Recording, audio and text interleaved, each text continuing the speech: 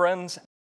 The third major promise outlined in the First Amendment to the U.S. Constitution is the right to or freedom of peaceable assembly. This one's actually very straightforward, but we don't hear about it terribly often. Here's what it means, quick and easy, right?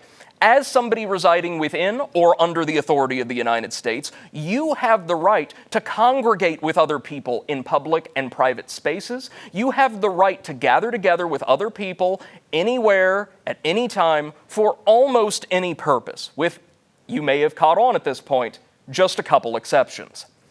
What this means is that people can get together in public spaces, in the founders' eyes, to talk about issues that are important to them or to their community, to discuss things of significance to them, and to celebrate and congregate together for social, religious, and cultural purposes, without any threat of the government descending on those events and dispersing them, breaking them up, because there were too many people, maybe a dangerously large crowd, gathered in one area. Now, I said there's a caveat, there's an exception, and there is. Aside from very specific exceptions for emergency or crisis situations, as I understand it, there is one exception very explicitly baked in to this part of the First Amendment. And it has to do with that strange, archaic word in the legal language, the right to peaceable assembly.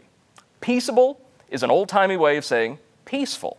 So, as long as you gather together with others for peaceful, non-disruptive, non-destructive purposes, your gathering is protected under the First Amendment.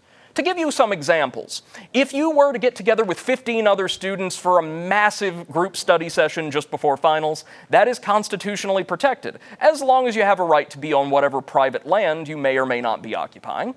But if you get together with a few friends to burglarize a home, that would not be protected under the First Amendment. If you wanted to go with thousands of other people to attend a political rally supporting a candidate or opposing one already in office, that is constitutionally protected.